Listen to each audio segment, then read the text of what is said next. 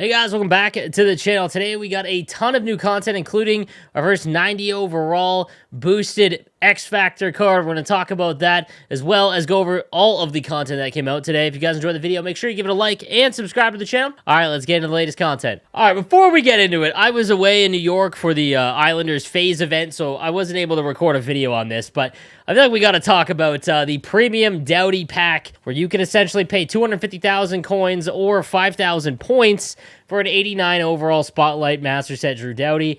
And I feel like this is got to be touched on, first of all, because, well, I mean, essentially it's like a $50 card. You could spend real money to get an 89 overall Master Set or 250K. And I feel like there's obviously two schools of thought. For someone that has spent money, I have both. I've spent money in this game, and I have a free-to-play team. I've said this for a couple years now. If you guys remember back to NHL 19, I believe, there was this Legends pack that came out where it was 5 different Legends, including like a Solani, and you got basically a choice, and it was a $100 pack. Now, this is absurd, first of all, because the game doesn't deserve any money. NHL 23, in my opinion, has been a mess technically, or like technologically wise, like the way that it's, you know, it's just been so buggy. It has not been a full price game. But if you're going to spend money, at least you got like there's a school of thought where like at least you get guaranteed. I've ripped packs on my God squad and spent, you know, $150 and got nothing, and it just is like disgusting when that actually happens. So you know, I'm someone that values time just as much as money, and if someone can't grind the game out, I guess this is okay. Especially because it's not super overpowered. It is extremely odd though, because it's higher than the other Spotlight cards because they were 88s. This one's an 89. I'm not huge on them continuing to do this. It looks like they were just testing the waters, and so I don't know. I don't know how I feel about it. I'm okay in the sense that at least you get something guaranteed, but I still probably wouldn't do it even if on the God squad. So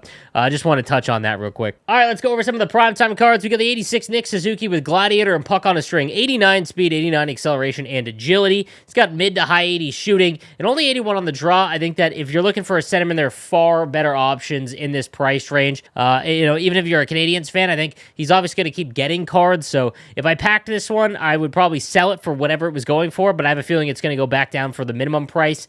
Just not really all that impressive. The ability doesn't really do much, and even with Gladiator, he's only got 79 body checking, so this would be a pass for me. Then we've got the 86 Alex Tuch, who has been one of my favorite players, just liking the Sabres because he's, you know, someone who just wants to be in Buffalo and someone who used to live in Buffalo. I respect that a ton. That team deserves to have a lot of players, or as many players as they can, that want to play there, because it doesn't happen very often. But his card, 6'4", phenomenal size, obviously. Speed only at 85 and acceleration too. He's going to play extremely slow, and he's got big rig, which does help a little bit, but Unstoppable Force is much more impactful.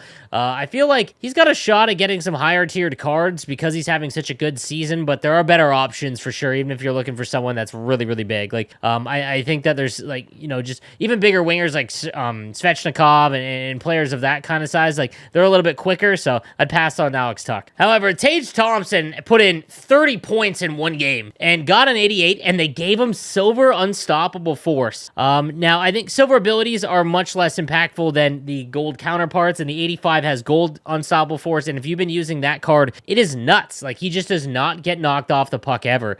The 88 version, obviously much better stats. 87 speed, 87 acceleration at someone who's 6'6", 89 shooting as well, and Silver Unstoppable Force. This card is going to go for an awful lot because of how good the 85 has been, and as you're seeing right now, like in the hundreds, guys. I'll be honest with you, I would sell this immediately for this price. He is in packs for another 3 days, roughly. I believe it's until the 12th. He should fall in price quite a bit when the new event comes out because everyone will rip packs then, and he should come down. Once he's out of packs, he might go back up. But right now, I would sell because I think everyone's just going to overpay right now. Next up, we've got the 87 Dougie Hamilton with Thief and Send It. Send It, one of the more useless abilities in the game, but Thief is a fantastic synergy for the non-skating ones. 88 speed, 89 acceleration. It's 6'6", 84 body checking, and over 90 defensive awareness to stick checking with Thief. This is almost as good as most of the Master Set right-handed defensemen in the game. He's going for about 60,000 coins. If you do not have a loaded right-handed decor, like I'm talking like Mike Green, for example, Uyghur, all those guys, I would definitely pick up this 87 Dougie Hamilton. He looks absolutely nuts, and he's always one of the better defenseman cards for the non-master set, guys. We also have the 88 Jack Hughes with protector and puck on a string, 90 speed, 92 acceleration. His wrist shot is always better than the stats indicate, so just keep that in mind. He's got 84 on the draw. He's slowly getting up there to where he can, be almost dominant at center. If he got Thief, he actually would be, in my opinion, other than the size, obviously. If you can look past that, he's always a speedy, shifty player. I've actually liked him. He's one of my more favorite smaller players if you're looking for a left-handed winger. I wouldn't play him at center just because I think it's more important to have bigger players there. Then we've got the 89, our Tammy Panera with applesauce and third eye. Just not very good synergy or ability. 91 speed, 91 acceleration, and 92 agility. Panarin cards are always good, but they get knocked off the puck so easily.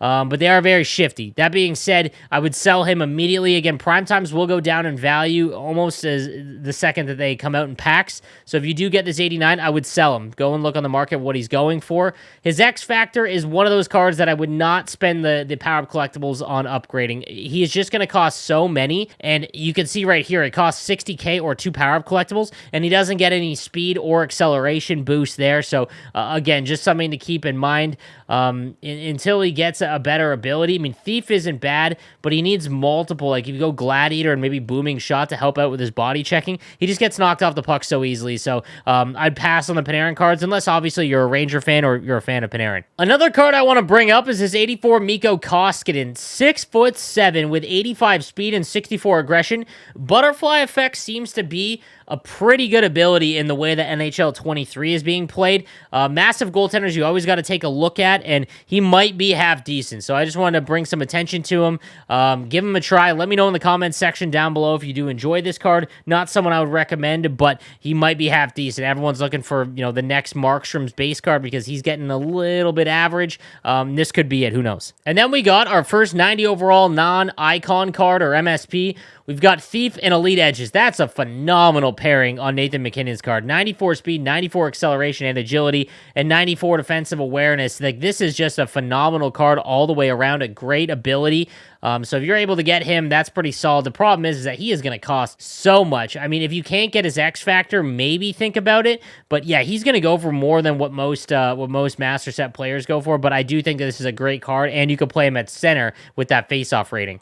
And taking a look at his X Factor, he gets Make It Snappy, which I am going to try out, and he's got 96 speed, 94 acceleration now. One of the best X Factor cards in the game. He might get Team of the Year, even if he doesn't, man, it really doesn't matter. He's just such a good card. You could leave him here, not upgrade him at all anymore, and he's basically an endgame card. So definitely one to keep trying for, because he's been one of my best cards on the God Squad. So definitely something to try and go after. All right, guys, that is going to do it for today's content. Let me know what you think in the comments section down below, and I will see you guys next time. Have a good one.